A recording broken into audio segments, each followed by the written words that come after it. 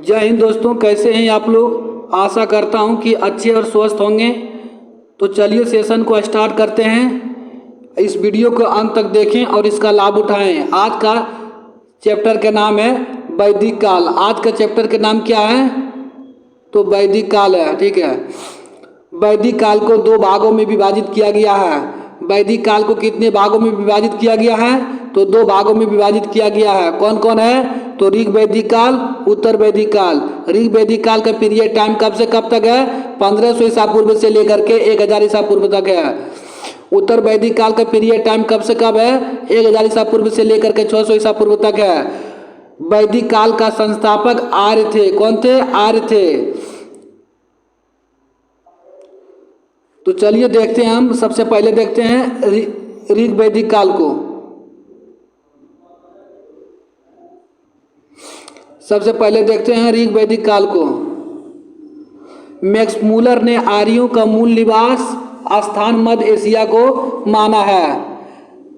Max Muller ने आर्यों का मूल निवास कहाँ माना है? तो मध्य एशिया को माना है। आर्यों द्वारा बनाई गई सभ्यता वैदिक सभ्यता कहलाता है। सिंधु सभ्यता के विपरीत आर्य सभ्यता एक ग्रामीण सभ्यता थी। बोले सिंधु सभ्यता के विपरीत जो है आर्य सभ्यता क्या कैसी सभ्यता थी? तो ग्रामीण सभ्यता थी। आर्यों की भाषा क्या थी? यानी इसकी भाषा जो है संस्कृत थी। यानी आर्य लोग की भाषा क्या थी? तो संस्कृत थी। आर्य समाज प्रीत प्रधान समाज था। बोल रहा आर्य समाज प्रीत प्रधान समाज था। इसकी सबसे छोटी इकाई परिवार यानी कि कुल थी, जिसका मुखिया कुलप कहलाता था। जिसका मुखिया क्या कहलाता था? तो कुलप कहलाता था। आर्यों ने प्रशासनिक इकाई को 5 भागों में बांटा है। बोल रहा आर्यों ने प्रशासनिक इकाई को कितने भागों में बांटा है? तो 5 भागों में बांटा है। कौन कौन है? कुलप है, ग्राम है, विश्व है, जन है, राष्ट्र है। ग्राम के मुखिया ग्रामीण एवं विश्व ग्राम के मुखिया ग्रामीण एवं विश्व का प्रधान विश्वपति कहलाते थे। जन के शासक को राजन कहा जाता था।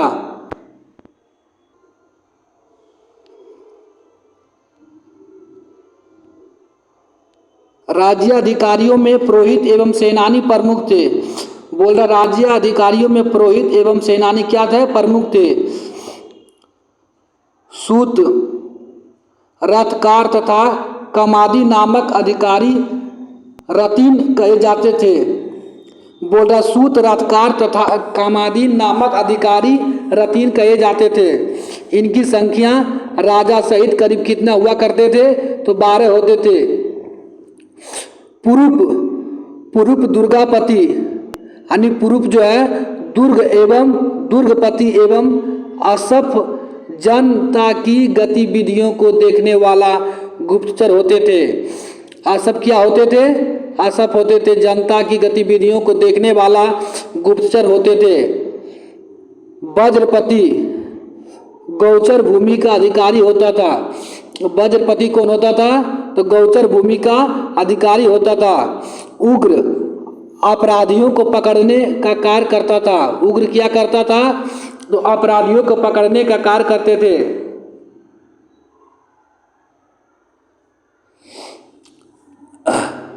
सभा एवं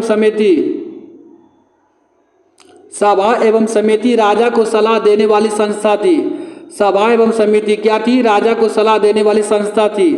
समिति के सभापति को ईशान कहा जाता था। और समिति के सभापति को क्या कहा जाता था? ईशान कहा जाता था। विदत आर्यों की सर्वाधिक प्राचीन संस्था थी। बोल रहे विदत आर्यों की सर्वाधिक प्राचीन संस्था थी। इसे जनसभा भी कहा जाता था। ऋग वैदिक काल में महिलाएं भी सभा एवं विदत में भाग लेती थी। बोल रहा ऋग वैदिक काल में जो है महिलाएं भी सभा एवं विदत में भाग लेती थी।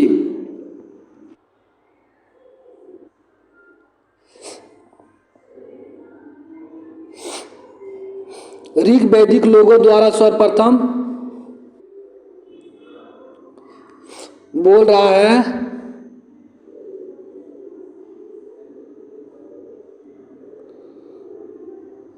वैदिक लोगों द्वारा सर्वप्रथम तांबा का प्रयोग किया गया था। ऋग्वेद में आयस नामक धातु का उल्लेख है। ऋग्वेद में कौन से नामक धातु का उल्लेख है? तो आयस नामक धातु का उल्लेख है। ऋग्वेद में जन शब्द का उल्लेख 275 बार है। बोल रहा ऋग्वेद में जन शब्द का उल्लेख कितने बार है? तो 275 बार है। अब विश्व का उल्लेख 117 बार है तथा सभा 8 बार है। सभा का उल्लेख 8 बार है। समिति का उल्लेख 9 बार है एवं शूद्र शब्द का उल्लेख 1 बार है आया है। ठीक है। ऋग्वेद में 25 नदियों का उल्लेख है। ऋग्वेद में कितने नदियों का उल्लेख है? तो 25 नदियों का उल्लेख है। ऋग्वेद में 25 नदियों का उल्लेख है जिसमें कि सरस्वती सबसे महत्वपूर्ण नदी है। सरस्वती क्या है? सबसे महत्वपूर्ण तथा पवित्र नदी थी। यद्यपि गंगा का 1 बार उल्लेख हुआ है। गंगा का उल्लेख कितने बार हुआ है? तो 1 बार उल्लेख हुआ है। ऋग्वेद के 7वें मंडल में दशराज युद्ध का वर्णन किया गया है। 7वें मंडल में कौन से युद्ध का वर्णन किया गया है? तो दशराज युद्ध का वर्णन किया गया है जो परुशनी नदी के तट पर सूरदास एवं 10 जनों के मध्य लड़ा गया, जिसमें सूरदास की विजय हुई। जिसमें कौन विजय हुई थी? सूरदास विजयी हुई। युद्ध के लिए गविष्टि शब्द का प्रयोग किया गया है। युद्ध के लिए कौन सा शब्द का प्रयोग किया गया है? तो गविष्टि शब्द का प्रयोग किया गया है जिसका अर्थ होता है गायों की खोज। जिसका अर्थ क्या होता है? गायों की खोज। विधवा अपने मृतक पति के छोटे भाई देवर से विवाह कर सकती थी, जिसे नियोग कहा जाता है। जिसे क्या कहा जाता है? नियोग कहा जाता है। बोल रहा है विधवा अपने मृतक पति के छोटे भाई देवर से विवाह कर सकती थी, जिसे क्या कहा जाता था? नियोग कहा जाता था। सोम आर्यों का मुख्य पेय था। यानी सोम जो है, सोम एक प्रकार का रस होता था।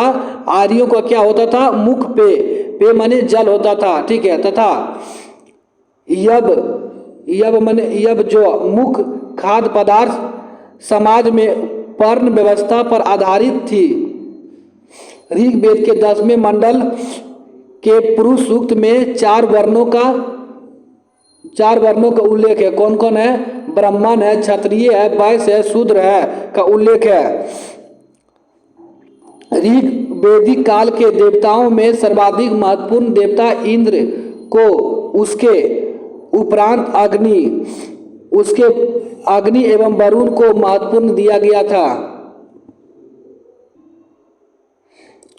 बोल रहा ऋग्वेद में इंद्र को पुरंदर अर्थात किले तोड़ने वाला कहा गया है। आर्यों का मूल निवास। ठीक है। आर्यों का मूल निवास। विद्वान का नाम मध्य एशिया।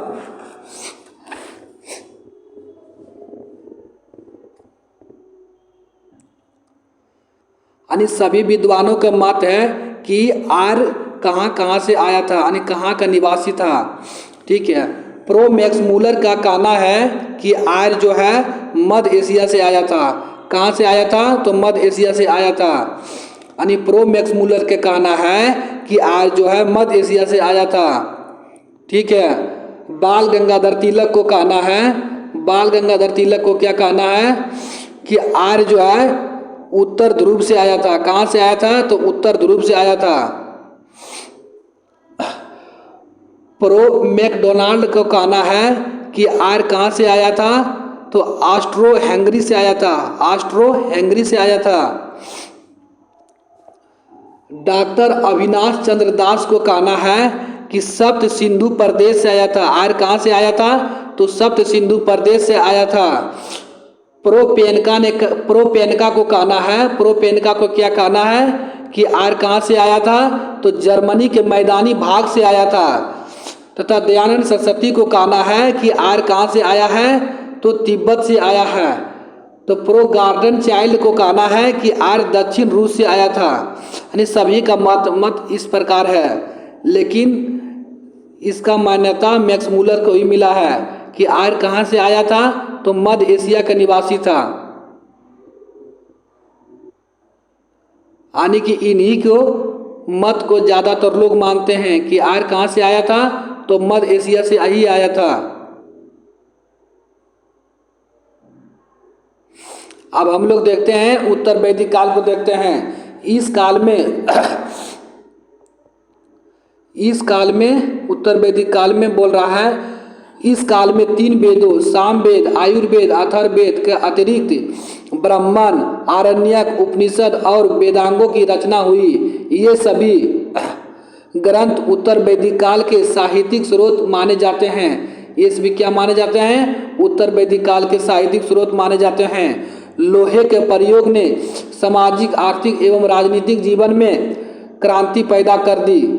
यानी लोहा का प्रयोग भी उत्तर वैदिक काल में ही हुआ है। ठीक है, उत्तर वैदिक काल में आर्यों का विस्तार अधिक क्षेत्र पर इसीलिए हो गया था क्योंकि अब वे लोहे के हथियार का उपयोग जान गए थे।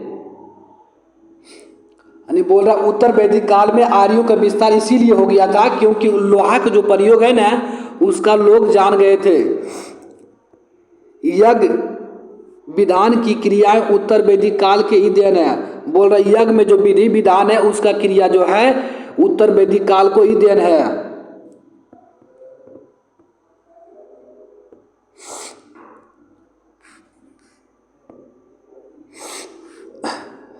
सरजू यज्ञ का प्रचलन उत्तर वैदिक काल में ही हुआ है। बोल रहे सरजू यज्ञ का प्रचलन कब हुआ है? उत्तर वैदिक काल में हुआ है। यह राज्याभिषेक से संबंधित था। ये किससे संबंधित है? राज्याभिषेक से संबंधित है। इस यज्ञ के दौरान राजा रत्नीनों के घर जाता था। इसी यज्ञ के दौरान राजा रत्नीनों के घर जाता था। अश्वमेध यज्ञ, आप देखते हैं अश्वमेध यज्ञ शक्ति का घोतक था। यानी अश्वमेध यज्ञ जो है शक्ति का घोतक था। अथर्ववेद के अनुसार राष्ट्र राजा के हाथों में हो जाता तथा राजा और देवता मिलकर उसे सुदृढ़ बनाए। राजा और देवता ही मिलकर उसे क्या करते थे? सुदृढ़ बनाते थे। उत्तर वैदिक काल में प्रजापति महत्वपूर्ण देवता हो गए थे। और उत्तर वैदिक काल में जो है प्रजापति क्या हो गए थे? महत्वपूर्ण देवता हो गए थे। उत्तर वैदिक काल में वन व्यवस्था जन्म पर आधारित हो गई थी। बोल रहा उत्तर वैदिक काल में जो है जन्म व्यवस्था जो है वर्ण के आधार पर हो गया था। कौन कौन? पुनर्जन्म की अवधारणा पहली बार कहाँ मिलता है? बृहदारण्यक उपनिषद में आई है। बोल रहा है कि पुनर्जन्म की अवधारणा पहली बार बृहदारण्यक उपनिषद में आई है। उत्तर वैदिक ग्रंथ छांदोग्य उपनिषद से तीन आश्रम में कौन कौन है? ब्रह्मचार्य, गृहस्थ, वानप्रस्थ का उल्लेख मिलता है।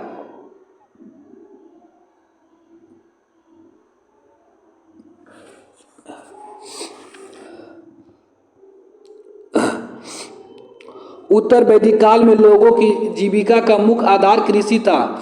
बोल रहा उत्तर वैदिक काल में लोगों का मुख्य आधार क्या था? कृषि था। उत्तर वैदिक काल में खेत जोतने के हल को सीरा तथा हल रेखा सीता कहा जाता था।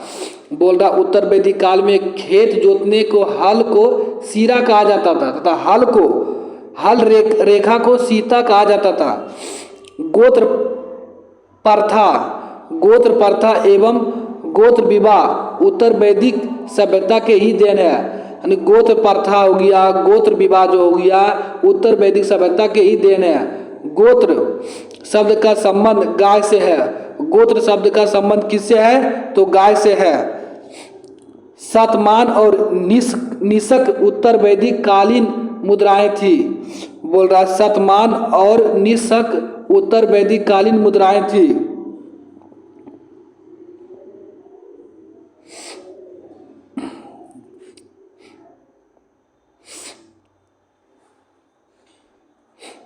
भारत का सर्वाधिक प्रचलित दर्शन सांख्य दर्शन है। बोल रहा भारत का सर्वाधिक प्रचलित दर्शन कौन सा दर्शन है? सांख्य दर्शन है, जिसमें